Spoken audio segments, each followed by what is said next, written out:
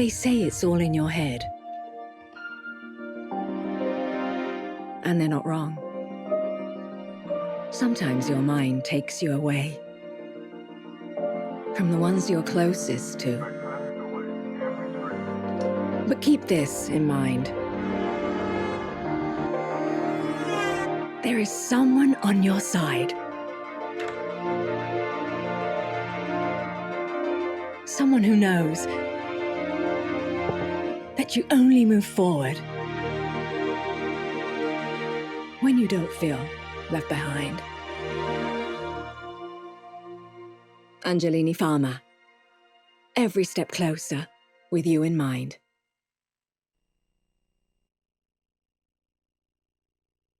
Olá, boa tarde para quem nos acompanha do Brasil, boa noite para quem está com a gente em Portugal, em Moçambique. É um privilégio estar aqui abrindo os trabalhos de um tema tão importante e atual, que é a nossa saúde mental. Precisamos urgentemente cuidar dela, com gentileza e também com informação, principalmente. Muito prazer, eu me chamo Renata Veneri, eu sou jornalista, criadora, fundadora do canal Corpo, Cabeça, Coração, que é a minha marca. Sou colunista na Rádio Nova Brasil FM, sou autora do livro Atividade Física no Cotidiano, sou mãe da Bruna e sou uma mulher em constante movimento, às vezes imposto por mim, né? E às vezes os movimentos adversos aí que a vida nos coloca. Nós estamos aqui para conversar sobre saúde mental, focando na depressão na prática clínica. Diagnósticos, tratamentos, acolhimento, tudo isso é fundamental para que a sociedade do mundo inteiro possa se curar. O tema não tem fronteiras, acontece, né, com a população, acomete a população do mundo inteiro, ao redor do planeta, e aqui estamos fazendo justamente esse intercâmbio Brasil-Portugal com dois dos maiores especialistas no assunto, e eu já vou apresentá-los. Professora doutora Maria Luísa Figueira, médica psiquiatra, professora catedrática jubilada de Psiquiatria e Saúde Mental da Faculdade de Medicina da Universidade de Lisboa. É um prazer estar aqui com a senhora. E o professor doutor Jair de Jesus Mari, médico psiquiatra, professor titular do Departamento de Psiquiatria da Universidade Federal de São Paulo, coordenador do programa de pós-graduação do Departamento de Psiquiatria da Unifesp, coordenador do Instituto do Milênio do CNPq Saúde Mental e Violência, professor honorário do Instituto de Psiquiatria do King's College de Londres. Lembrando que cada um de vocês, cada um dos professores, terão meia hora para as suas conferências e todos nós aqui que estamos assistindo, depois, por mais 30 minutos também, temos a oportunidade de fazer perguntas para eles. Então, temos aqui um chat, você consegue escrever mandando para a gente e a gente vai selecionando e conversando ao final. Então, muito bem-vindas, muito bem-vindos, e eu já vou aqui chamando a professora para ela abrir aqui os nossos trabalhos com a conferência Dificuldade de Diagnóstico da Depressão. Professora doutora Maria Luísa Figueira, bem-vinda. Muito obrigada, Renata, pela apresentação. Obrigada pelo convite para estar aqui presente com o professor Jair. É um prazer e uma honra para mim. Vou então começar a minha apresentação.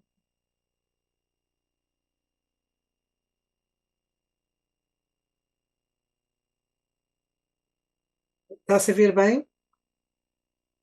Está visível? Okay. Ótimo. Uhum. Portanto, a minha apresentação vai ser sobre obstáculos ou dificuldades de diagnóstico da depressão. E quando nós falamos em depressão, temos que pensar na doença, mas também temos que pensar na pessoa deprimida.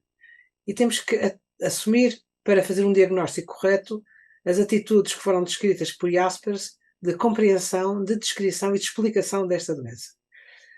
No final da minha apresentação vou falar na uma questão muito atual, que é: será possível um tratamento personalizado ou uma psiquiatria de precisão no caso da psiquiatria e concretamente na depressão, ou não? Será este o futuro? O diagnóstico da depressão é complexo. Foi muito simplificado pelos sistemas atuais. Nós temos critérios de diagnóstico, parece que se aplicássemos os critérios de diagnóstico era fácil fazermos o diagnóstico da depressão, mas a maior parte dos fenómenos que se passam num doente deprimido estão para além dos critérios de diagnóstico. E este aspecto é muito importante nós termos em conta. Há, de facto, um conjunto de fenómenos psicopatológicos que não são expressos nos critérios de diagnóstico que não são categoriais no sentido de categorias separadas, são dimensionais, e isto torna o diagnóstico da depressão bastante mais complexo e um desafio para nós psiquiatras. O primeiro aspecto que eu queria mencionar é a questão subjetiva no plano fenomenológico, isto é, o mundo da pessoa deprimida. Nós muitas vezes na clínica questionamos os doentes, perguntamos acerca dos sintomas, mas não questionamos sobre a parte subjetiva e vivencial da depressão. Sobre isto eu vou sumarizar um trabalho que foi feito e foi publicado na World Psychiatry há poucos meses, foi dirigido pelo Fuser Poli, mas tem uma vasta colaboração de psiquiatras muito importantes a nível europeu. E, sintetizando aquilo que o artigo mostra, é que o mundo subjetivo da pessoa deprimida tem pelo menos este tipo de vivências alteradas ou modificadas do corpo, do self, do tempo, do contexto social, etc. E vou falar delas uma a uma para nós vermos o que é que isto significa. A primeira coisa que é interessante são as experiências alteradas do corpo, das emoções e do corpo. E os doentes referem que se sentem-se oprimidos por emoções negativas, incapazes de exprimir emoções positivas, e estão presos num corpo que é doloroso e que não tem energia, e sentem-se desligados da mente, do corpo e do mundo. Desculpa, tenho que tirar aqui. Okay.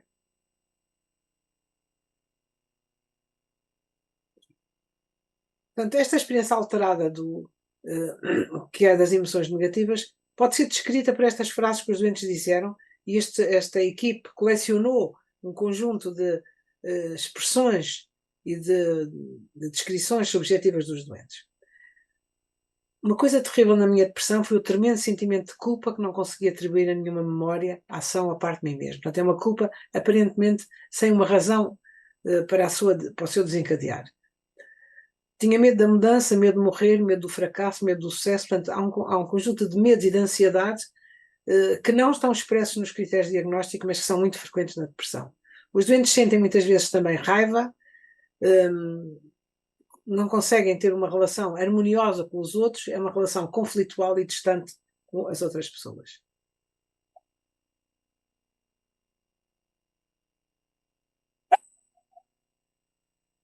Sempre que as pessoas estão dominadas pelas emoções negativas, são incapazes de exprimir emoções positivas. E os doentes dizem, e é muito frequente este tipo de relação que os doentes fazem nas consultas, de que querem gostar das pessoas, sentem que gostam, mas não conseguem exprimir o seu afeto, o seu amor pelas outras pessoas.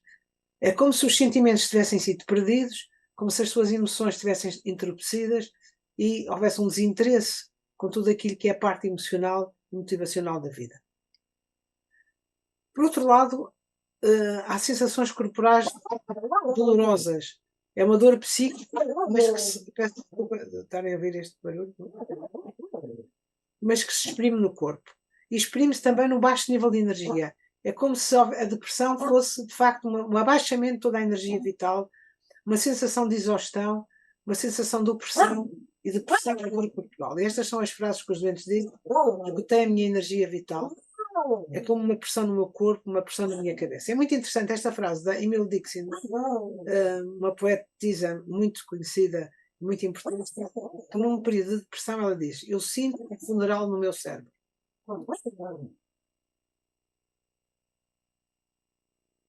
Por outro lado, as pessoas sentem-se desligadas, afastadas, desconectadas com o mundo exterior e também com a própria mente e com o próprio corpo.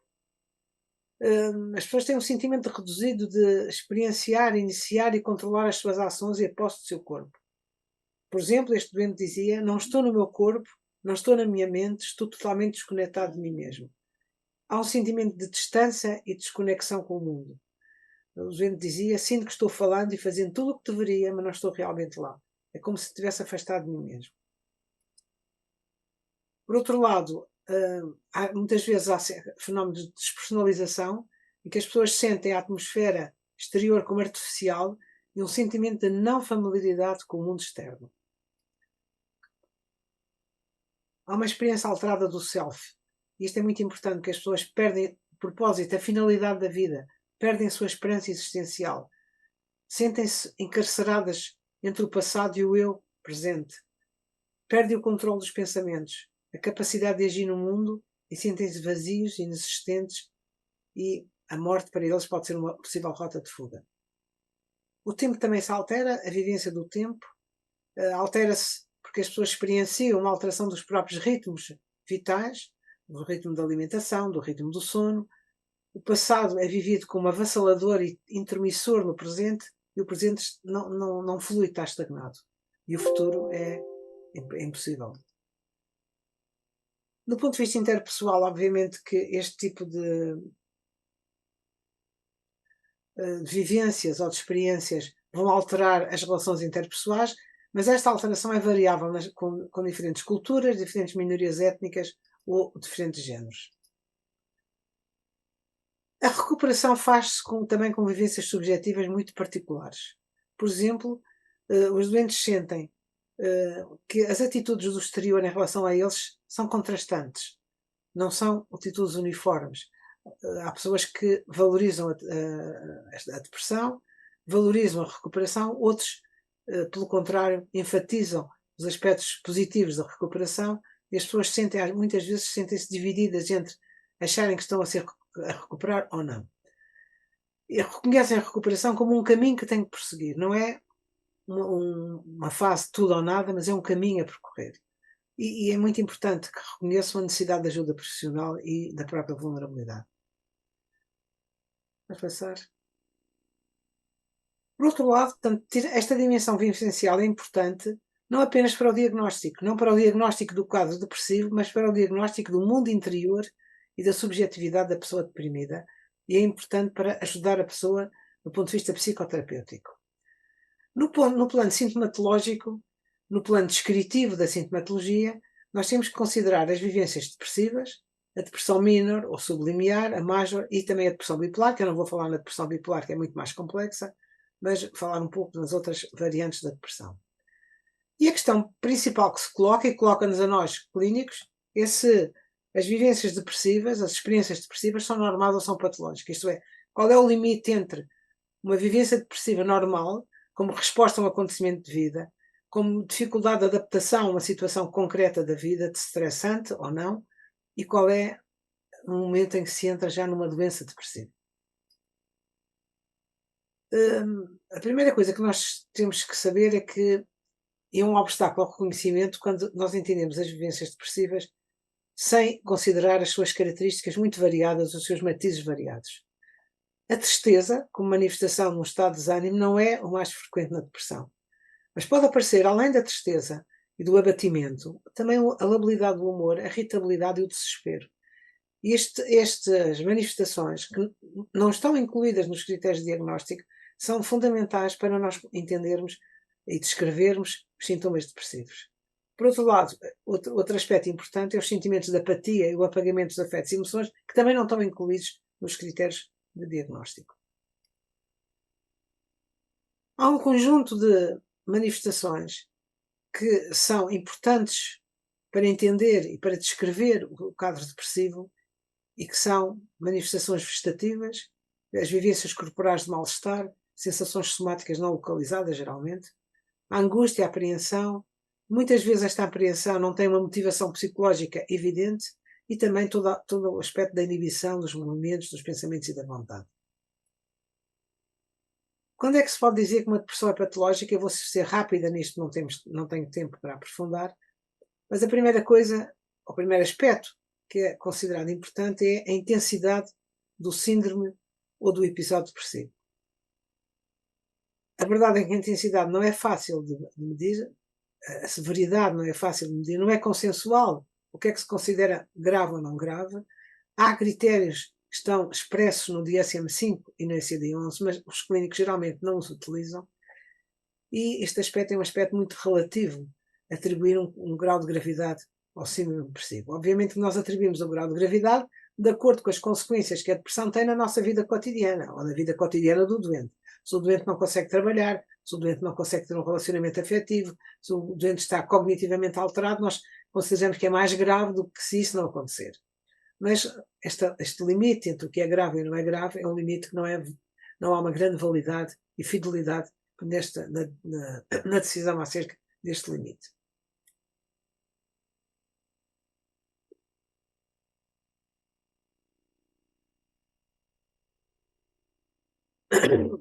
Por outro lado, eu não posso deixar de não assinalar isso, a psicopatologia perdeu-se na simplificação dos sistemas de diagnóstico. Os sistemas de diagnóstico lidam com categorias que são prototipos ou prototípicas do sofrimento do doente depressivo, são de facto estatisticamente significativas em termos de diferenciar um doente deprimido de um doente não deprimido, mas verdadeiramente simplificaram a psicopatologia de tal modo que as diferenças qualitativas entre depressão, doença e vivência depressiva da pessoa normal se perderam completamente. Houve um abandono de todos os matizes descritivos da psicopatologia das emoções e dos afetos. Por exemplo, é só um pequeno exemplo, a tristeza vital corporalizada não está incluída, o apagamento das emoções, a inibição afetiva, a anedonia, um conjunto de fenómenos psicopatológicos que não surgem expressos nos critérios diagnósticos. Isto é, de facto, um aspecto extremamente importante que obstaculiza a compreensão e a descrição da depressão. Da depressão. Podemos então avançar para a questão mais recente, mais contemporânea, se existe uma dimensão explicativa. Nós falamos na compreensão da pessoa deprimida, do seu mundo, das suas vivências, das suas experiências, da sua subjetividade. Falei também na descrição, da psicopatologia descritiva, e como esta psicopatologia descritiva está simplificada e restringida nos sistemas atuais de diagnóstico, e falarei agora na questão da explicação. Se é possível ou não encontrar uma explicação para os preditores da resposta ao tratamento na depressão. Este modelo da medicina de precisão é um modelo que é muito utilizado na oncologia e noutras áreas da medicina e atualmente está-se a investigar muito na sua aplicabilidade à psiquiatria. De facto, a depressão, não podemos esquecermos disto, é o síndrome mais frequentemente diagnosticado na prática clínica. No entanto, mais uma vez o saliento, não é uma entidade homogénea. É um construto que serve a colocação de indicação dos antidepressivos e da psicoterapia. Foi, no fundo, em grande parte para o desenvolvimento dos antidepressivos que se criou este construto que é designado como depressão, mas efetivamente é uma entidade muito heterogénea. Como é que nós escolhemos o tratamento na clínica? Escolhemos pela preferência do psiquiatra, a sua experiência em relação aos antidepressivos, aquilo que eles consideram ser o perfil de segurança do antidepressivo e também por tentativa e erro. Uma das coisas que eu quero chamar a atenção é que na prática clínica e nos critérios de escolha dos antidepressivos, os antidepressivos e a psicoterapia, os antidepressivos entre si e a psicoterapia são encarados como equivalentes ao mesmo nível, o que seguramente não corresponde à realidade e já vamos ver. E todos estes aspectos da não consideração da heterogeneidade da depressão, da escolha do tratamento não ser baseada em evidências científicas claras de diferença entre antidepressivos, e psicoterapia, mas em aspectos da preferência do psiquiatra e da sua escolha dos fármacos, muitas vezes também da escolha do próprio doente, que quando chega à consulta diz logo o que é que não quer que o antidepressivo lhe provoque no seu organismo, no seu corpo, por exemplo, não quer engordar, por exemplo, etc. E isto não é propriamente estarem baseados em evidências científicas. A questão é, há ou não há dados suficientes para nós termos uma psiquiatria de precisão ou não? E já vamos tentar responder esta questão. Temos ainda que falar que a escolha do tratamento tem sido dada muita ênfase à gravidade do episódio depressivo. E este tipo de ênfase decorreu também de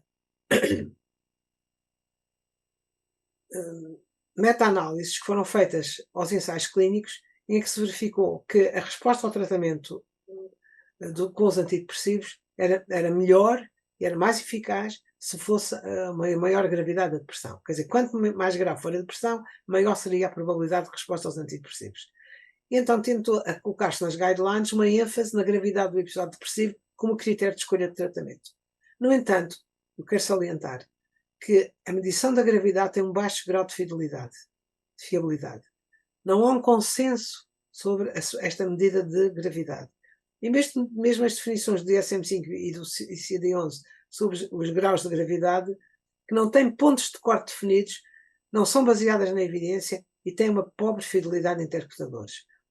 Mas mais importante do que isto é que, depois dessas meta-análises em que se salientou a questão da gravidade da depressão, dados recentes não apoiaram a suposição que a resposta aos tratamentos dependa da gravidade da depressão. Portanto, isto foi questionado por dados recentes publicados em psiquiatria. Claro que, em geral, no mundo dos psiquiatras há um pessimismo em relação à possibilidade de personalizar o tratamento da depressão. Obviamente que nós não estamos na psiquiatria com o mesmo desenvolvimento científico que acontece noutras áreas da medicina, nomeadamente na oncologia, de onde esta questão da medicina de precisão é muito importante, mas verdadeiramente nos últimos anos tem havido bases de dados de ensaios clínicos, com meta-análises e também de machine learning, que nos permitem ter e identificar padrões de resposta aos antidepressivos. Estas extensas bases de dados não eram possíveis de trabalhar até aqui há uns anos, em que não havia instrumentos informáticos capazes de trabalhar grandes bases de dados. E, de facto, hoje em dia há consórcios internacionais em que psiquiatras e geneticistas e neurocientistas estão colecionando bases de dados no sentido de se chegar, de facto, a uma conclusão estatística da discriminação entre aquilo que é a resposta ao tratamento, que é um indicador da resposta ao tratamento ou não, preditor da resposta ao tratamento ou não preditor. Mas, no entanto, ainda estamos longe de desenvolver instrumentos de decisão terapêutica, mesmo a partir dos largos estudos observacionais. Portanto, é muito importante expandir a caracterização clínica do doente em domínios muito específicos. A caracterização clínica dos doentes deprimidos tem que conter dimensões e variáveis que habitualmente não continham nestas bases de dados, isto é, nos ensaios clínicos e em estudos empíricos observacionais. Não nos podemos esquecer que não há marcadores biológicos com utilidade na prática clínica para a seleção do tratamento. Não há ainda marcadores biológicos, não sei se os haverá, há muita gente a trabalhar e investigar esta área, mas não temos ainda nenhum marcador biológico.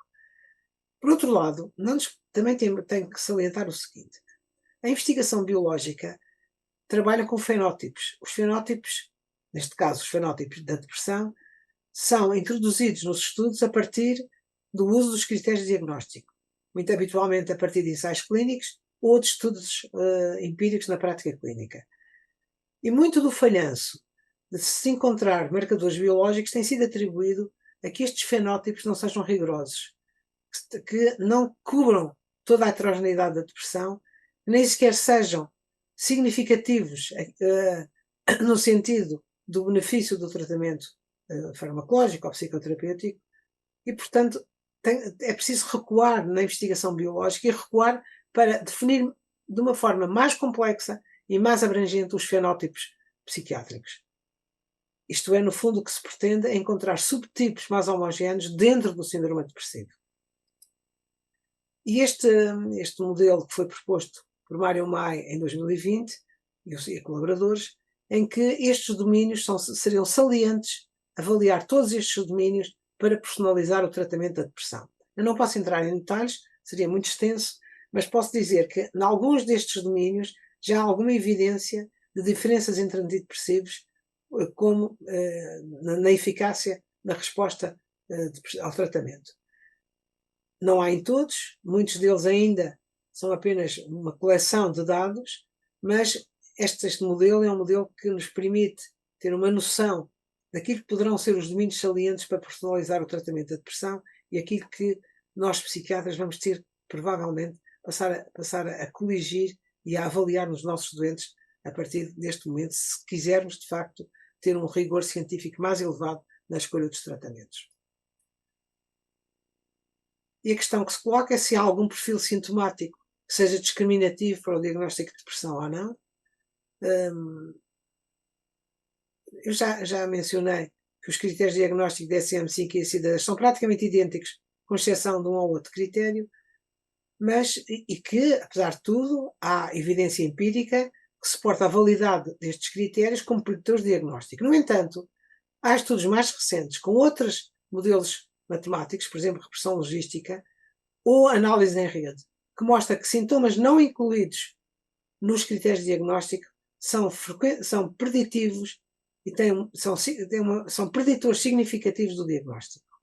Eu tenho aqui alguns no slide: a desesperança, o ímpeto diminuído, a baixa reatividade do humor, a irritabilidade, a ansiedade psíquica e física. Estes sintomas, ou estes fenómenos psicopatológicos, são preditores significativos do diagnóstico e não estão incluídos nos critérios, além de sintomas somáticos, etc. Portanto, há uma evidência preliminar de que o perfil sintomático pode ter um valor preditivo na resposta a antidepressivos específicos ou antidepressivos versus psicoterapia. No entanto, este perfil sintomático não pode ser um perfil sintomático simplificado e simplificador, tem que conter os subtipos clínicos que estão incluídos dentro do grande diagnóstico da depressão. E sobre isto ainda não há um consenso sobre a validade das dimensões ou destes agrupamentos sintomáticos. Outro modelo também que tem sido utilizado é o modelo do estadiamento. Eu vou passar rapidamente. Este é um dos mais utilizados. E o modelo do estadiamento permite-nos determinar num doente específico em que fase da doença é que ele está e, por outro lado, fazer uma distinção entre, por exemplo, sintomas residuais que são preditores da recaída ou manifestações depressivas ligeiras ou subclínicas da depressão, e permite-nos planificar o tratamento. E há dados que apontam no sentido que a estratégia sequencial entre psicoterapia e farmacoterapia, portanto, se faço uma primeira escolha, se não houver resposta, muda-se de estratégia. É uma estratégia que permite planificar o tratamento, sobretudo no estadio residual da depressão, e a estratégia de combinação entre antidepressivos e psicoterapia, no estadio de cronicidade. Portanto, o que se pretende com esta divisão em estadios é validar a possibilidade de que haja uma escolha terapêutica específica de acordo com o estadio da doença deprimida. Eu vou avançar para as conclusões. Portanto, e todo o meu discurso foi no sentido de salientar o facto que a depressão não é uma categoria homogénea ou prototípica, que não se pode marginalizar ou trivializar a experiência e o sofrimento subjetivo do doente, simplificar a psicopatologia, interpretar os dados apenas como sendo um construto social ou cultural, ou mesmo reduzir a doença à sua dimensão biológica. Este tipo de reducionismo, quer o reducionismo social ou cultural ou biológico, é um obstáculo à explicação dos sintomas depressivos e à explicação do valor preditivo dos tratamentos que nós dispomos atualmente. E a minha conclusão geral é que o diagnóstico e o tratamento devem considerar a complementaridade de várias abordagens, fenomenológica, descritiva e explicativa, tendo sempre em conta, naturalmente, os dados de investigação e de evidência científica. Muito obrigado pela vossa atenção. Espero que tenha sido suficientemente clara. Bem, primeiramente gostaria de parabenizar aí as pessoas que realmente fizeram com que esse evento fosse uma realidade. Prazer enorme estar com a professora Maria Luísa Figueira. Acho que é uma oportunidade ímpar de compartilharmos as experiências, né, em Portugal, no Brasil, e também de estarmos juntos, podendo transmitir esses conhecimentos para vários países, como, por exemplo, para Moçambique. Então, parabéns a Cristina, a CAP Brasilis, a Rita, né, e todas as pessoas que participaram da organização desse evento. Muito obrigado por terem me convidado. Então, eu vou falar. Eu gostei muito da aula da Maria Luísa, mas depois nós vamos conversar. Muito boa. Então, agora eu vou introduzir a questão da epidemiologia do suicídio no Brasil. Então, aqui está o primeiro slide, não é? O que nós estamos observando no Brasil? Vejam que aqui uma série histórica, não é, de 2010 a 2019, o que tem acontecido? Tem acontecido um aumento, né, da taxa de suicídio entre os homens e entre as mulheres, né, mais acentuada, um pouquinho mais acentuada entre os homens, né? Então, o Brasil, em vez de estar reduzindo as taxas de suicídios, nós estamos tendo aí uma discreta elevação. Em parte, pode ser até pelo sistema de vigilância, pelas declarações, notificações, não é? Mas, pelo que nós percebemos, enfim, na nossa rotina clínica, não é? Nós percebemos que essa tendência possivelmente é verdadeira. E aqui, dividindo, não é, essas taxas de suicídios nas diferentes regiões geográficas do país, nós temos aqui um país continental, com diferentes culturas, não é? Mas vejam o que chama atenção. Chama atenção no Sul, né? Um aumento maior da taxa de suicídio, e também na região do Centro-Oeste. Centro-Oeste é onde concentra toda a região do agronegócio. Incrível, porque é uma das regiões que tem acumulado mais riquezas, diminuído a desigualdade social, mas, enfim, nós temos aí um aumento nas taxas de suicídio. Aqui, segundo a faixa etária, né, vejam o que já chama atenção. Olha, essa linha aqui, essa curva, que é a curva de 15 a 19 anos. Então, nós estamos percebendo, né, que está havendo, de fato, um aumento das taxas de suicídio entre pessoas jovens. Né? 15 a 19 anos enfim, uma idade onde nós esperamos que a pessoa, que o indivíduo tenha toda a esperança de vida, né, todos os seus projetos, e é muito, muito difícil perder um jovem, né, até na faculdade também acontece, né, no início do curso de medicina, e, enfim, nós estamos vendo isso acontecer no Brasil. Esse gráfico, né, ele pega aí as faixas etárias nas diferentes regiões geográficas do Brasil, e aqui chama atenção a população idosa no Sul, né, com uma alta taxa de suicídio. O Sul é a região do país que tem uma maior influência europeia, né? Então, influência germânica, italiana, mesmo de outros países, de migração, né? Então, chamando a atenção esse aumento das taxas de suicídio nas pessoas mais idosas. Pegando aqui os dados de 2021, quais os estados de maior taxa de suicídio? Por incrível que pareça, no Rio Grande do Sul, que é um estado que tem também tem uma raiz forte, né, na migração europeia, né? Depois Santa Catarina, semelhante, então acima de 10 por 100 mil.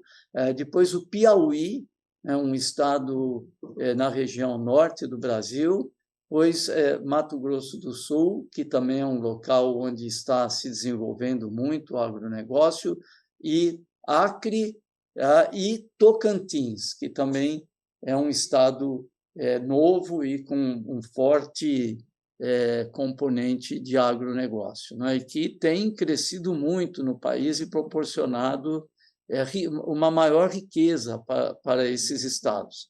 O nosso estado aqui, o estado de São Paulo, a taxa tem estado em 5,4 por 100 mil habitantes, que não é uma taxa tão grande, não é? Mas ainda assim não deixa de ser importante.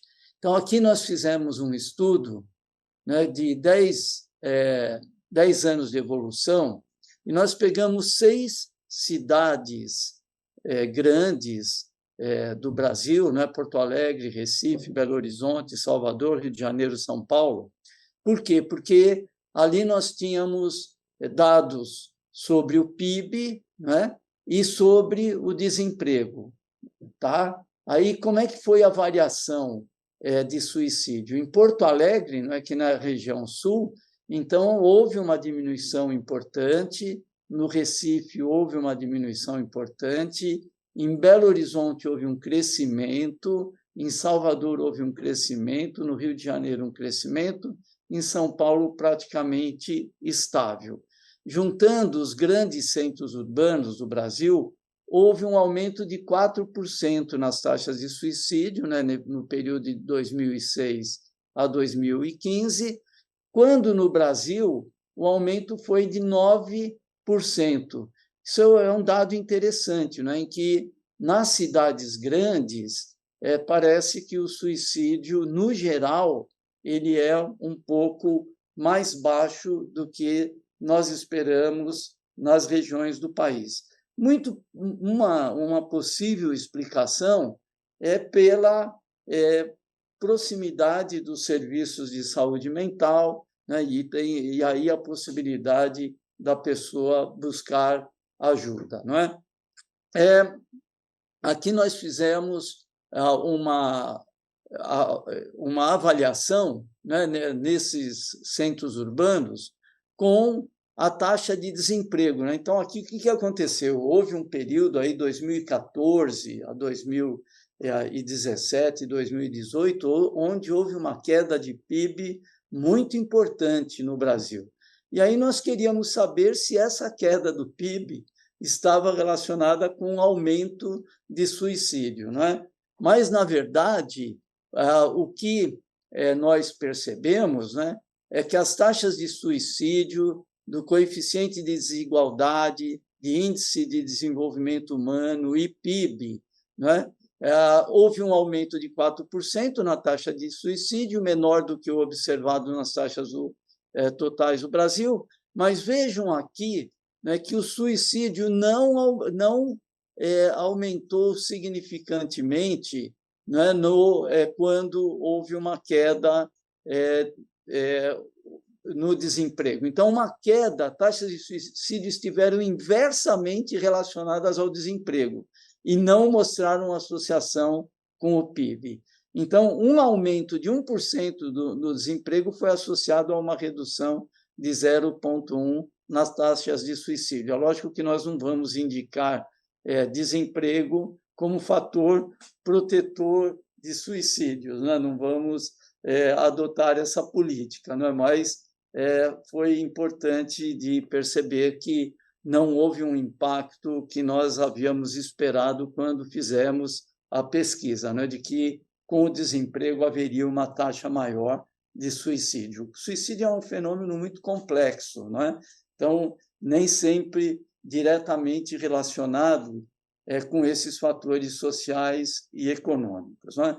Agora, essa preocupação com os adolescentes nós estamos tendo, né? E aí nós fizemos um estudo entre os adolescentes, não é? Em 10 anos de estudo, também pegando aí as principais cidades, né? O que nós observamos? Que nas grandes cidades, nesses grandes centros urbanos, o suicídio aumentou 24%, quando no Brasil havia aumentado 13%.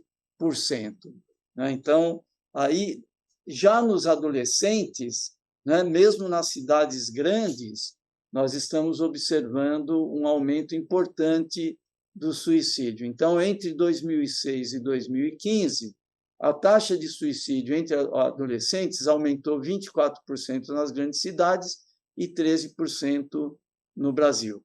E aí sim, para os adolescentes, maior desigualdade social, maior suicídio entre os adolescentes, não é?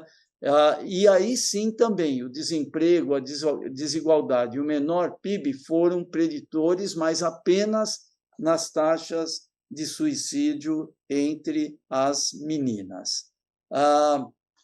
Qual a forma de suicídio mais utilizada entre os adolescentes?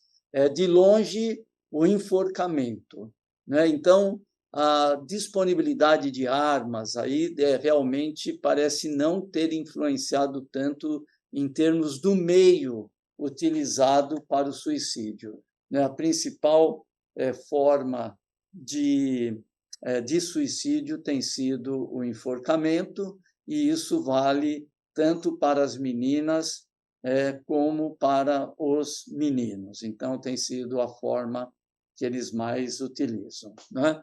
E aí nós temos uma diferença importante, né, de suicídios entre homens e mulheres, né? Então, aqui pegando as diferentes áreas do Brasil, então nós estamos percebendo que está havendo um aumento do suicídio maior na região sul e maior na região do centro-oeste, que é essa região que está desenvolvendo bastante a questão do agronegócio. Então, o crescimento, né, entre os homens, ele é um crescimento maior e mais importante em todas as regiões, está havendo um crescimento. Entre as mulheres, esse crescimento ele tem uma estabilidade, ele tende a uma maior estabilidade do que na população masculina, né? E para o suicídio, quais são os grupos mais vulneráveis? E agora aqui saiu esse estudo aí realmente agora, não é? No Lancet em setembro, mostrando o suicídio entre o grupo entre os grupos indígenas do Brasil. Eu não sabia que o Vikram participava desse estudo. O Vikram esteve aqui recentemente, ele não me falou nada desse estudo. E aí depois eu descobri esse estudo aqui a semana passada. Então vejam bem, né?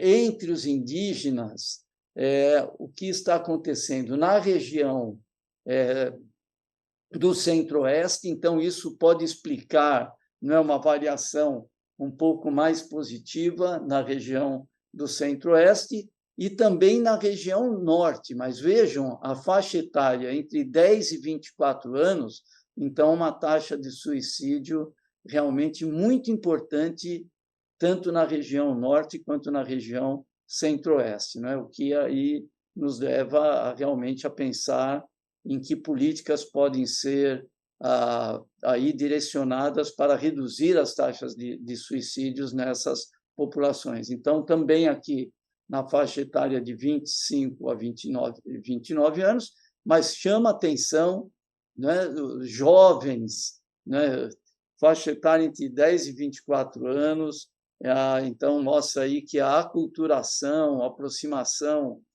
com a civilização ocidental tem levado a um aumento de suicídio nessa população.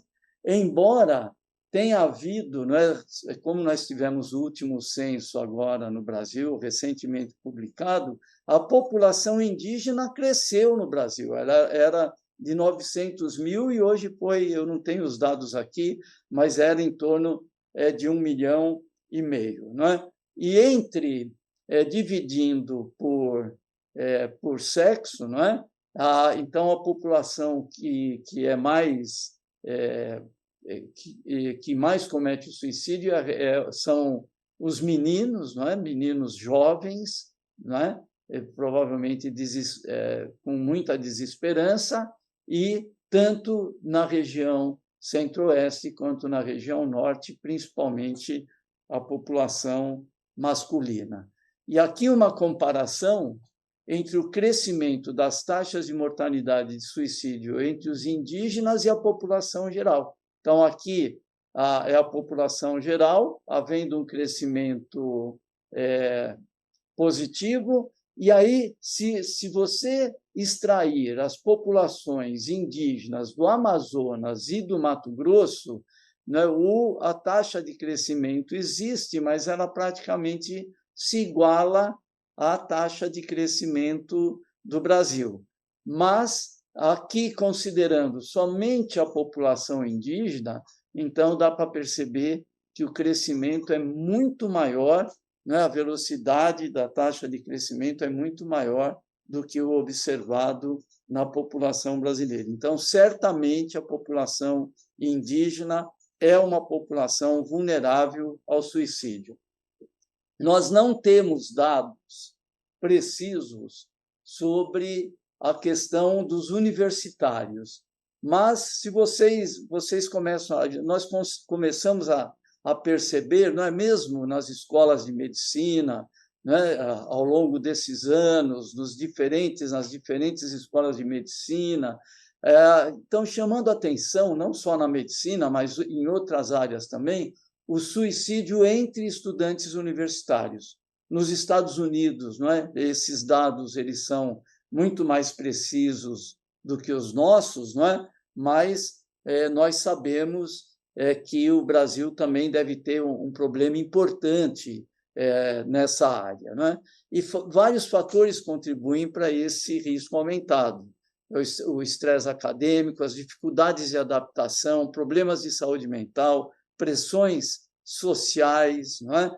A pressão acadêmica, né, de se exigir um desempenho importante, existe uma mudança muito grande, não é, de rotina e de ajuste entre o ensino médio e a universidade, né, ensino médio, como nós chamamos aqui no Brasil, que é a transição para o universitário, e esse ajuste, essa transição que os jovens percebem, não é? Com toda a pressão já do que vai acontecer com eles na vida profissional e também a própria sobrevivência, não é? Dentro da universidade, nas faculdades de medicina. Hoje, como nós temos as questões das cotas, então nós temos vários estudantes com problemas importantes econômicos. E para manter-se na faculdade de medicina é mais difícil, porque eles têm muito mais dificuldade de trabalhar, porque o curso, por exemplo, é um curso que exige, não é um curso que pega o dia todo, e esses alunos muitas vezes vêm de famílias carentes e com dificuldade para se manter. Mas nós não temos dados de que essa população seria a de maior risco para suicídio. A gente percebe que também os jovens de classe média, né, também cometem suicídio, né? Uma outra população que é muito vulnerável são os trans, né? A questão da homofobia, né? Hoje mesmo, ontem, houve um problema numa escola em São Paulo, um menino trans que recebia bullying, ele acabou levando uma arma dentro da escola e, com isso, ele acabou matando uma menina jovem, não é? E aqui a história da influenciadora Carol Heller, né, que também, aí, há umas 3 semanas atrás, ela tinha frequentado aquela história de cura gay, ela era uma ativista de direita, e muito provavelmente havia essa pressão de que ela não podia dar vazão à sua identidade de gênero, né? E, com isso, muito provavelmente, é lógico que eu não quero ser aqui reducionista, eu não conheço a história dela, né? Mas, enfim, são histórias que acabam aparecendo, surgindo, mas é uma população que, sabidamente, ela comete mais suicídio, não é? Então, aqui nós temos um estudo de um colega, né, fazendo a questão, pegando a questão da ideação suicídio. A gente tem mais dados sobre o feminicídio e também sobre os homicídios, né, da população trans. É mais difícil você pegar os dados de suicídio nessa população, mas nós sabemos da importância, não é, que tem pelos bullying, não é, pela dificuldade da sociedade em aceitar a diversidade, não é? Ainda é uma questão aí que nós temos que trabalhar muito, né, para que essa população possa ter uma vida de maior inclusão, de maior respeito, não é? E de maior aceitabilidade, não é, da condição humana, né, e que a gente possa combater isso. Eu, aqui no estado de São Paulo, né, hoje eu sou coordenador de saúde mental, então nós temos as 17 regiões geográficas da cidade e nós estamos estudando os indicadores, não é? E o indicador de suicídio é um indicador importante, e algo que me chamou muito a atenção né, foi de que a taxa de suicídio em São Paulo é menor do que em outras regiões. É a menor do estado de São Paulo.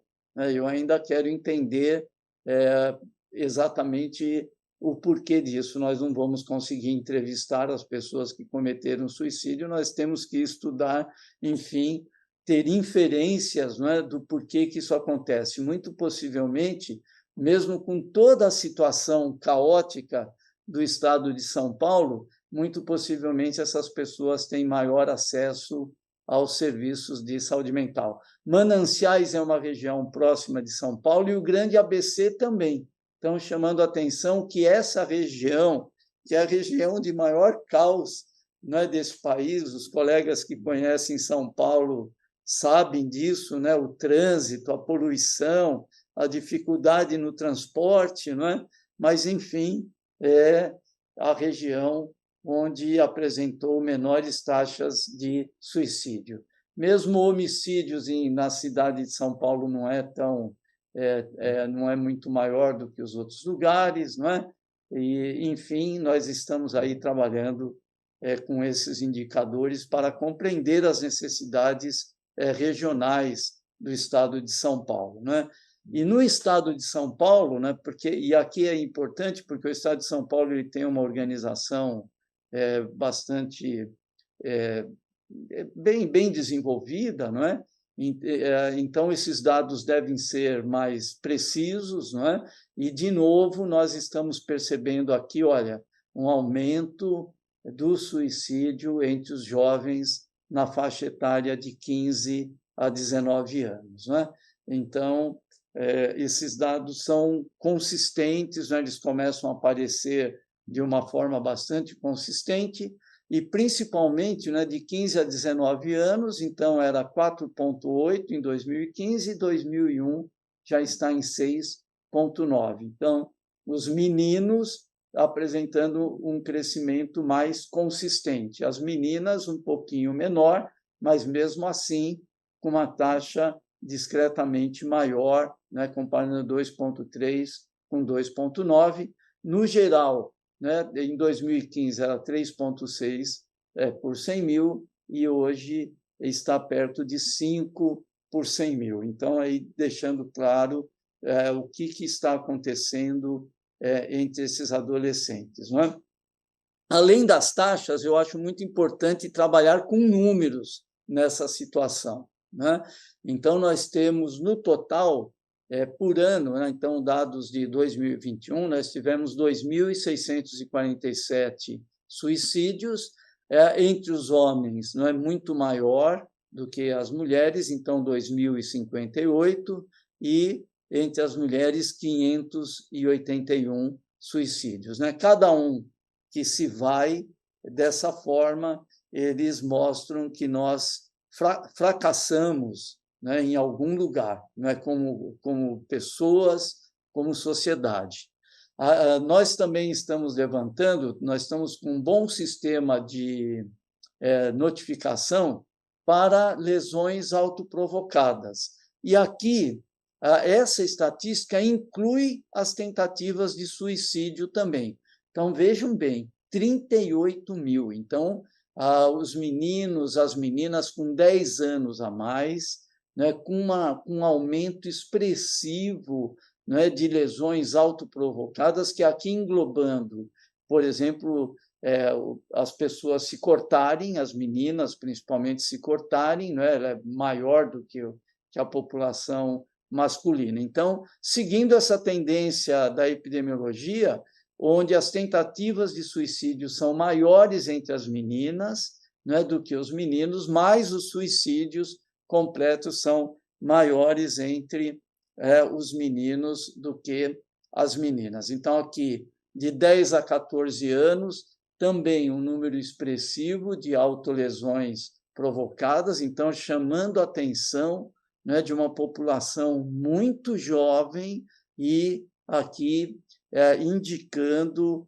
aí um problema importante, não é, de piora da saúde mental. Se bem que esses gráficos eles não refletem necessariamente a velocidade de crescimento, porque pode ter aí, né, a velocidade de notificação, né, mas, enfim, não deixa de ser um indicador importante. Então, nós estamos aí aprimorando cada vez mais essas notificações para que a gente tenha um termômetro da situação real, né, dessas pessoas. Bom, o que causa o suicídio, né? Então, aqui um resuminho, não é? Nós sabemos que as famílias que têm suicídios, elas têm um risco maior, então a família e a genética, as adversidades precoces, não é? Como negligência emocional, violência doméstica, principalmente abuso sexual na infância, não é? Então, as adversidades precoces, elas aumentam o risco de suicídio, os transtornos mentais, principalmente os transtornos mentais graves, e a depressão, né? Porque na depressão é como se você perdesse a vida, né? Como se a sua alma fosse embora. E esse desespero de não encontrar mais o sabor de viver, né? E o joy de vivre, né? E achar que no futuro você não vai recuperar aquela vida que você tinha antes, então o sofrimento é tão grande que é melhor dar cabo do sofrimento, né? Os transtornos de personalidade, então, transtorno de personalidade borderline, principalmente, a adição a drogas, álcool e drogas, né, também aumenta o risco. Você descobrir que tem um câncer ou que tem um HIV, que tem uma doença grave, também aumenta o risco. Quando você não tem, né, um suporte adequado, quando as condições econômicas são mais desfavoráveis, e hoje o efeito das mídias, né, da mídia social, né, entre os estudantes, nós percebemos muito essa questão da contaminação. Quando acontece um caso de suicídio, você tem aí uma sequência ou de casos ou de tentativas, né? Então, nós sabemos que aí a preocupação de como essas notícias são veiculadas, né? Os jornalistas hoje eles estão muito mais ligados e conscientes da importância de como transmitir essas notícias, não é? Então, os fatores mais fortes, não é, realmente relacionados com o suicídio é a pessoa que está sob o uso de drogas e de álcool, que num momento ali impulsivo acaba cometendo o suicídio, não é? A presença de transtornos mentais graves, não é? Mesmo na esquizofrenia, no transtorno bipolar, nós sabemos que as pessoas têm uma longevidade menor, não é? Nós ainda não conseguimos oferecer para essas pessoas uma qualidade de vida que faça um sentido para elas poderem viver, não é? E a história familiar de comportamento suicida são os fatores e evidências mais fortes, não é? Então, em conclusão, né, nós sabemos que aí os resultados mostram uma tendência consistente, né, no aumento das taxas de mortalidade nos últimos 10 anos, com destaque para o maior risco de morte em homens e para o aumento nas taxas de suicídio de jovens. O perfil das notificações de lesões autoprovocadas foi de pessoas brancas, sexo feminino, com baixo grau de instrução e com idade entre 15 e 29 anos, né? Sendo a residência o principal local de ocorrência. Então, o suicídio configura a quarta maior causa de morte entre jovens no Brasil. Nos Estados Unidos, já é a segunda causa de morte. Então, as evidências têm mostrado os riscos mais altos em grupos de maior vulnerabilidade, né, como estudantes universitários, população LGBT e povos indígenas. Entre os indígenas, né, em 2008, nós tivemos aí um aumento expressivo, né, 58,8%, uma taxa realmente muito alta de suicídios, né, nessa população. Então, é algo que nos causa preocupação. Então, o suicídio é uma tragédia individual e também uma preocupação global.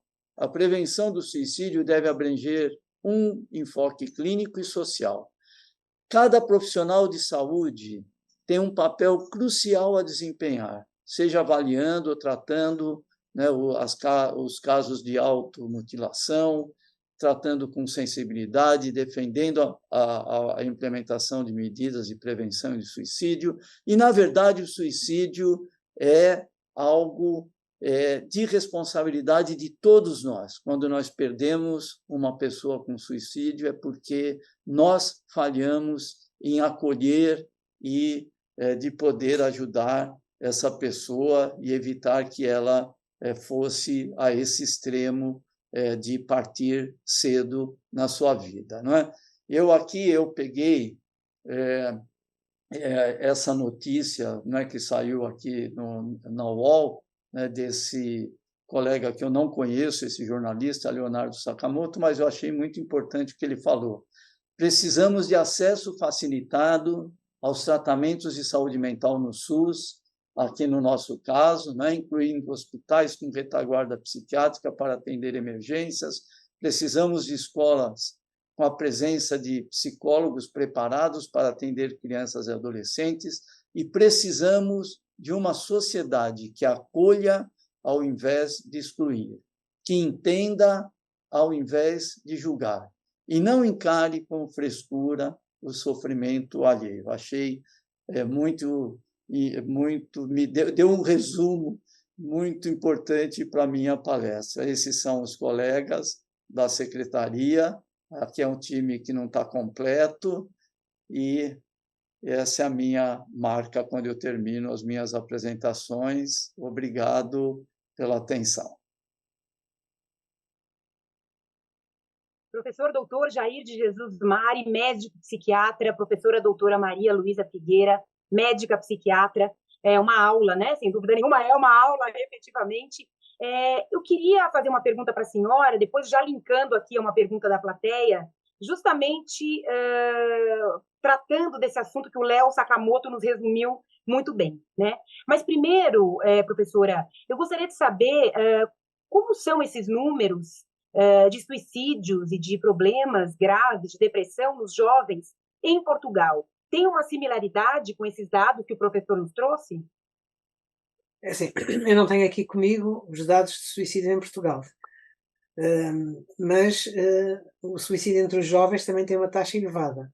E nós verificamos um fenómeno que provavelmente no Brasil não foi semelhante, é que depois do confinamento, em que por causa do Covid, em que os jovens estiveram isolados socialmente, tiveram com aulas em casa ou sem aulas, mas não podiam conviver com os colegas, as depressões e as perturbações de stress e a suicidabilidade aumentou. Eu não sei se no Brasil se verificou isso, porque no Brasil eu acho que o confinamento foi diferente da Europa, penso eu. O professor Jair que me corrija.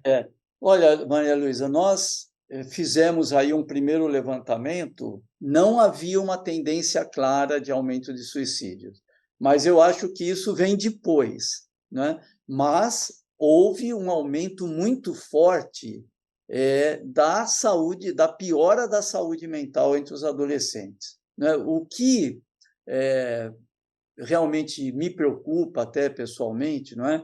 É o que nós devemos fazer para combater o tédio na adolescência, para combater e o que aconteceu, né, com o Covid é a questão do cyberbullying, né, o sexybullying, sexybullying, a adição à internet, a piora da adição aos jogos. Parece que agora eles estão começando a lembrar que é muito mais legal encontrar os colegas, sair, ir para as baladas, não é? Mas houve um choque aí, porque nós podemos imaginar, na nossa idade, Maria Luísa, 2 anos já se passaram, não quer dizer nada, mas para um jovem entre 14 e 16 anos, né, nós podemos imaginar o impacto que isso tem nas escolhas sexuais, nas escolhas profissionais, não é? Na aceitação entre eles. Então, aí a questão da mídia social, não é? Da rejeição que eles podem sofrer, enfim, só para esquentar o debate, não é? 100% de acordo, 100% de acordo.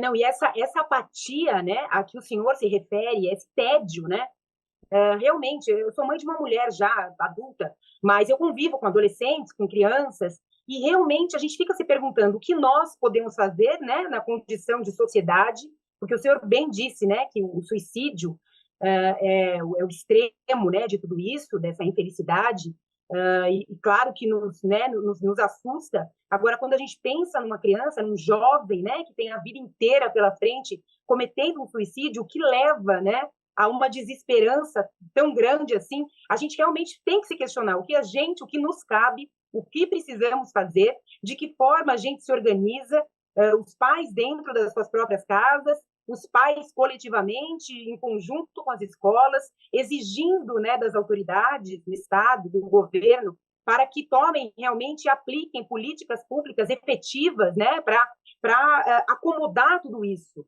porque isso cresce, continua, e a gente está aqui contando, né, ano a ano, essa explosão de casos de suicídio, principalmente entre os jovens, né? Por onde começar, doutora? Eu pergunto para a senhora e também para o senhor, como é que a gente faz, né? Como é que a gente se mobiliza? Eu acho que todo mundo já, né, parou para pensar, o que dá para fazer, né? O que dá para fazer? Eu acho que a relação entre a escola e a família se alterou-se muito nos últimos anos.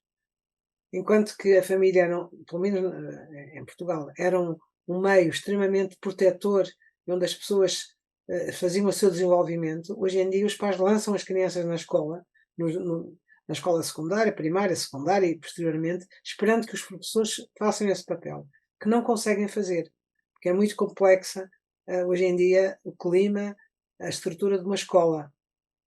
E eu acho que devíamos começar por aí. Devíamos começar por analisar o que é que está mal no ensino e o que é que os pais devem fazer em vez de culpabilizar os professores e atirar para os professores o problema da educação dos seus filhos. Porque a fuga para a internet, para os jogos, para as redes sociais, vem muito de jovens não encontrarem respostas ao nível em que eles vivem no seu cotidiano. E então fogem para esses universos virtuais, digamos assim. E aí é que nós devíamos atuar. De facto, criando situações em que os jovens possam desenvolver as suas potencialidades fora não é completamente fora, mas para além da internet e para além do isolamento que a internet leva. Que a internet leva ao isolamento. Eles jogam em casa, no seu quarto, e não estão a conviver com os amigos, não é? Criar locais de convívio, repensar o ensino, eu acho que era fundamental.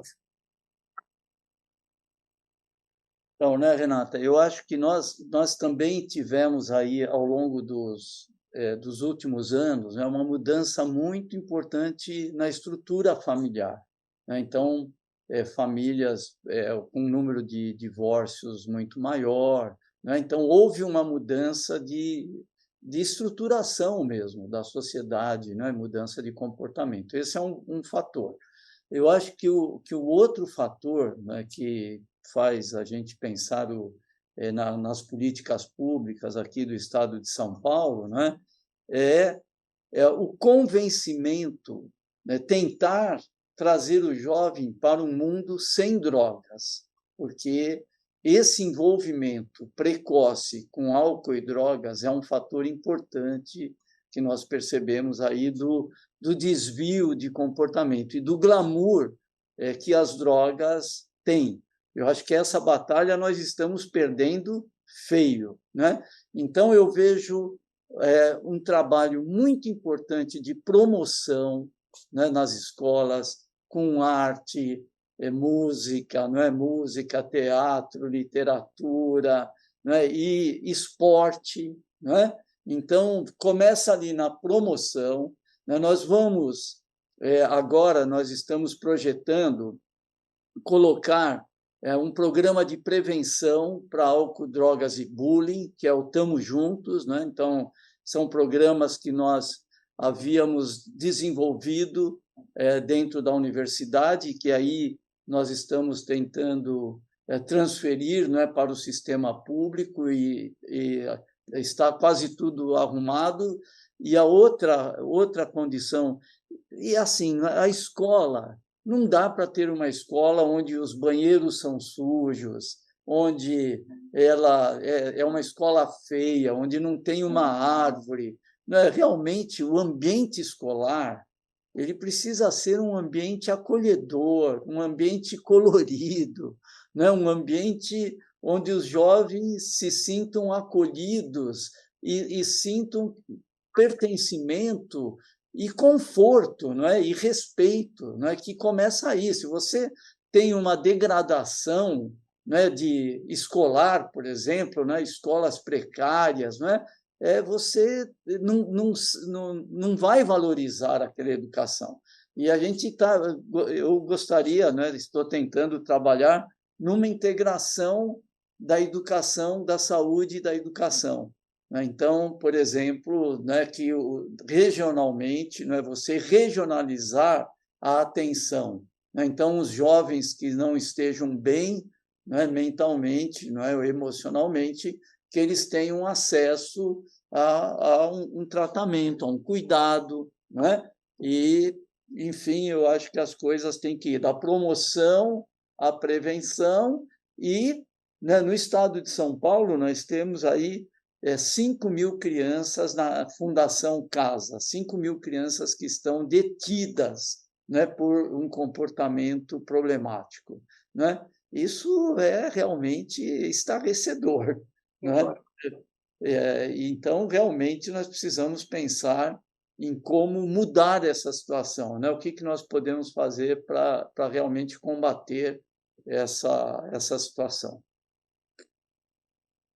Aqui tem uma pergunta da plateia que vai um pouco nisso que o senhor está falando, né?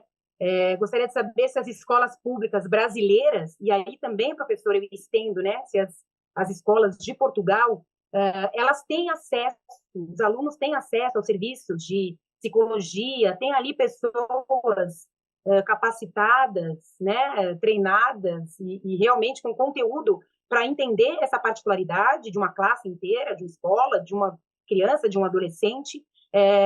No Brasil, a gente sabe mais ou menos como né? É sempre enxugando o gelo, é depois que acontece o que vamos fazer, né? E se discute muito, né? Esse é o caso de, por exemplo, colocar detector de metal na porta da escola, né? Como se não fosse algo que viesse desde lá de trás, né?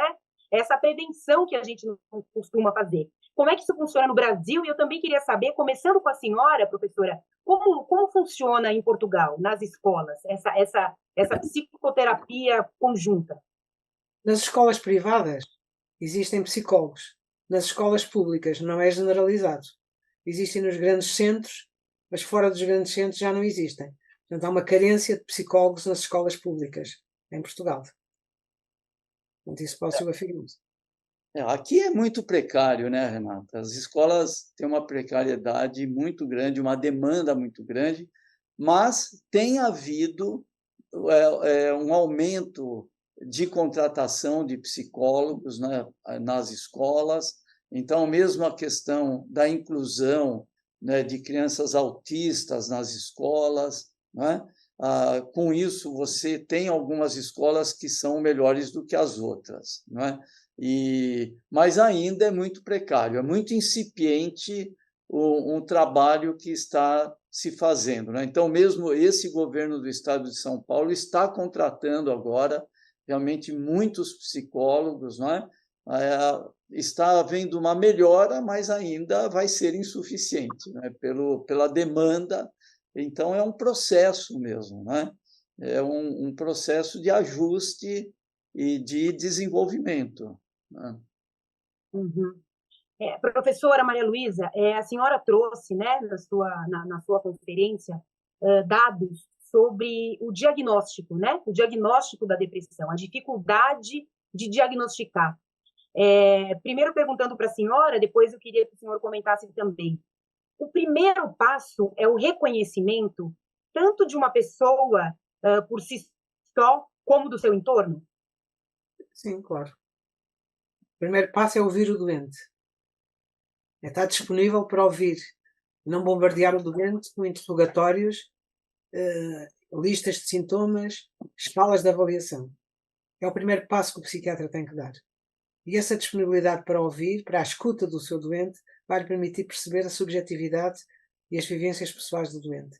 Só depois é que devemos partir para procurar critérios de diagnóstico, porque logo na primeira fase da escuta, o doente já nos está a dizer o diagnóstico. Isso para mim é o fundamental. E é isso que se perde nos sistemas de saúde atuais, em que os médicos têm muito pouco tempo para ver os doentes e, portanto, têm que usar, digamos, grelhas de avaliação, critérios empíricos de avaliação muito categoriais, quer dizer, dividindo os doentes em categorias, e não têm tempo para ouvir os doentes. Isso é que é o grande problema, na minha opinião. Não sei o que é que pensa o professor Jair. Não, eu achei muito rica a professora Maria Luísa ter trazido a depressão de uma forma muito mais humana, né, de descrição das emoções, do sofrimento, né, do que realmente impacta na vida da pessoa. E isso não está dissociado lá dos guidelines, das diretrizes, mas é uma forma muito mais rica, não é? Muito mais completa de se compreender a própria depressão. E também o que acontece, né? No DSM-5, se você levar em conta as combinações de sintomas, como ele é politético, né? Então você tem um sintoma aqui, 2 sintomas ali, o nível de gravidade e tal, são 226 combinações. Não sei se a senhora pegou esse dado, né? Então, é uma condição muito heterogênea, né? Com várias etiologias, vários sistemas neuroquímicos que são afetados, né? Então, é por isso que, muitas vezes, o tratamento ele não atinge resultado, porque você está tratando de uma população extremamente heterogênea, não é? E aí, a senhora levantou muito bem aí a questão do machine learning, né? Que vai ser a aplicação da inteligência artificial, né? Porque aí sim, não é? Na inteligência artificial, você pode... nunca nós devemos deixar, como psiquiatras, essa compreensão do doente, né? E não das diretrizes, não é? Como a senhora muito bem colocou. Agora, em termos de pesquisa, é interessante você buscar essa possível associação, como a senhora levantou, de prováveis subtipos, não é? Isso já está acontecendo, né? Na melancolia, na síndrome metabólica, não é? Da associação com a inflamação, não é? Enfim, com isso nós vamos refinando o nosso conhecimento sobre depressão. Então, ainda é incipiente, não é, a forma com que o diagnóstico é feito. A importância de efeitos adversos na infância, enfim. Eu acho que a inteligência artificial poderá ajudar muito na construção de tipos mais homogêneos do que esses que nós temos hoje. Manipula bases de dados muito grandes que nós não somos capazes de o fazer, não é?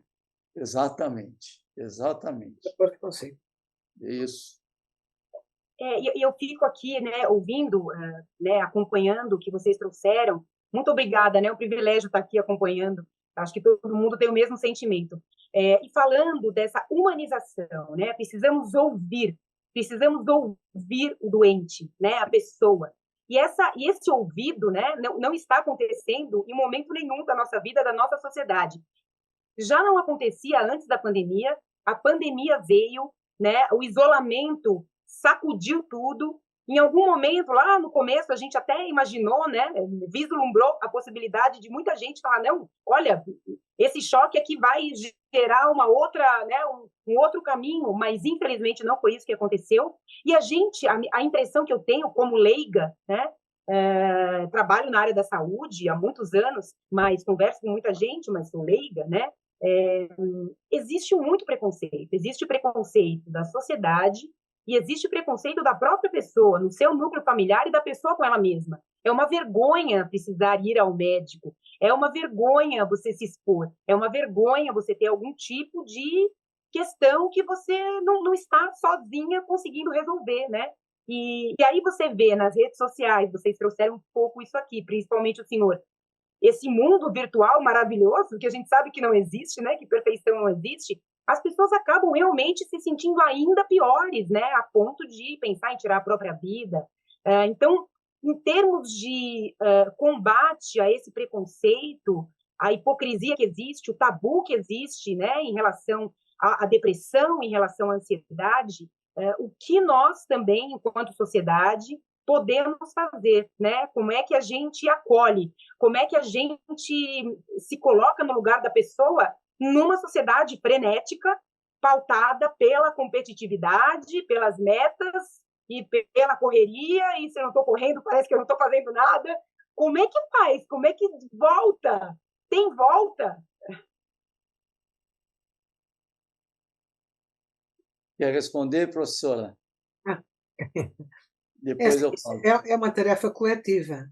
O combate ao estigma da doença mental, e em particular neste momento estamos a falar da depressão, não é uma tarefa só de um psiquiatra. Os próprios psiquiatras às vezes estigmatizam também os doentes. É uma tarefa coletiva e que tem que ser feita pelas sociedades científicas da psiquiatria, pelos grupos profissionais, pela comunicação social, com o apoio da comunicação social. Temos que informar cada vez melhor a população em geral sobre as doenças mentais. Não há uma doença mental, há doenças mentais, sobre a depressão em particular, no sentido de que essa literacia aumente e faça com que as pessoas entendam que a depressão é uma doença. Não é uma construção social, não é uma construção individual, mas é uma doença. E esse aspecto é extremamente importante. Não é um trabalho individual do psiquiatra. Então, Renato, olha, teve algo positivo que o Covid trouxe, né? Que eu acho que as pessoas estão mais sensíveis à questão da saúde mental. Acho que trouxe à tona, né? Assim, a ponto, eu estou trabalhando, né, na Secretaria de Saúde do Estado de São Paulo. Então, é um privilégio poder ter acesso ao secretário, que é quase aí um ministro de saúde, né, que numa população de 45 milhões de habitantes, e para o governador também, de poder conversar com o governador, né? Então, eu acho que isso é inédito, né? Os governos estão ouvindo mais, estão preocupados e esse governo elegeu saúde mental e esse secretário de saúde como prioridade de governo. Então, agora vamos ver o quanto que vem de investimento nisso, né? É o mesmo em Portugal.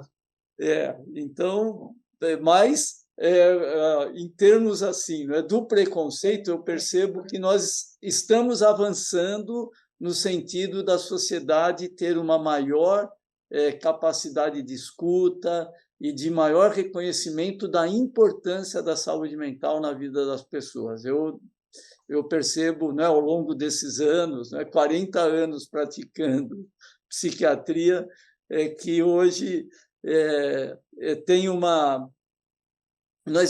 existe muito preconceito, mas eu acho que nós estamos avançando, nós estamos melhorando nessa área, é a minha percepção. Tem um respeito maior hoje pela profissão e pela saúde mental, né? Até porque, né, professora, não tem outro jeito, né? Porque estão, né, tantas pessoas aí pedindo afastamento do trabalho, pedindo demissão, querendo mudar, caindo realmente num diagnóstico severo de uma depressão severa, pessoas tirando a própria vida de diferentes idades, né? Então, realmente, o fato se impõe, né? Mas aí precisa ver o que vai se colocar efetivamente de investimento, porque é preciso investimento, contratar pessoas, né? Continuar estudando, elaborar cases, enfim, né? Pequenos, para que sejam replicados e para que surja um efeito, né? Sim. Concordo. Bom, a gente está acabando aqui, passou muito rápido, né? Eu queria saber de vocês se tem alguma questão de uma, né, da conferência de um e o outro que vocês queriam comentar, se vocês querem aqui as suas considerações finais. Eu acho que a gente pode fechar aqui essa nossa conversa, né, tão esclarecedora, com a palavra de cada um de vocês. Aí sintam-se absolutamente à vontade. Vocês são, enfim, os protagonistas disso aqui. Não, apenas quero dizer que, de facto, há entre os psiquiatras e entre os estudantes de psiquiatria uma maior abertura para a compreensão da complexidade destes fenómenos. Nós estamos disponíveis para colaborar nisso, para lutar com os mais jovens por uma melhor saúde mental. Eu acho que isso é que é a questão importante para nós, pelo menos para mim, e eu penso que vamos no caminho certo. Embora a sociedade esteja cada vez mais complexa, mais difícil, mais ameaçadora, nós sabemos isso, mas nós temos que encarar isto com otimismo e pensar que somos capazes de ajudar as pessoas a terem melhor saúde mental. Acho que é isso que eu quero deixar aqui como mensagem.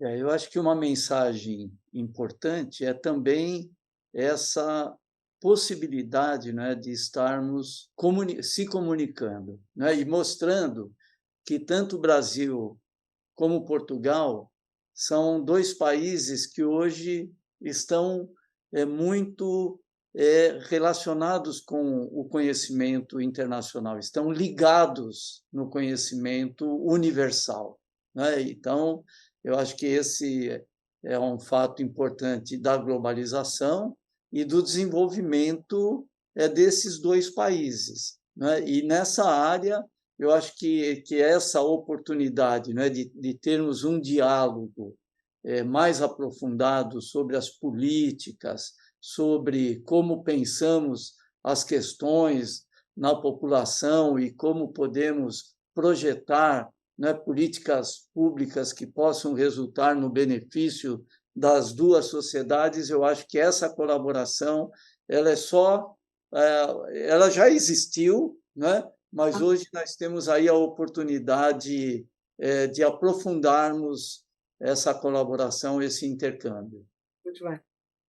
100% de acordo. Muito bom, muito obrigada. Eu quero chamar aqui, para integrar aqui a nossa roda, a Rita, que produz, né, produtora executiva, mentora, enfim, desse evento todo. Dá uma chegadinha aqui, imagino que para fechar, para arredondar, para arrematar, Rita. Olá, obrigada, Renata. Bom, comentar um pouquinho o que é a Capri Brasilis, né, para a gente encerrar esse evento. A Capri Brasilis, o objetivo dela é exatamente esse: promover e fomentar o intercâmbio de conhecimento entre os países de língua portuguesa.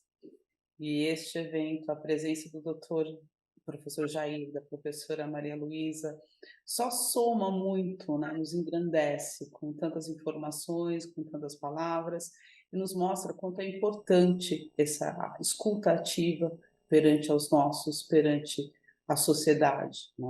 A questão da depressão, ela nos atinge a todo momento, seja como sociedade, ou seja como indivíduo de família ou individualmente. Então, agradecer imensamente, gratidão ao professor Jair, à professora Maria Luísa, por gentilmente estarem conosco nesse dia.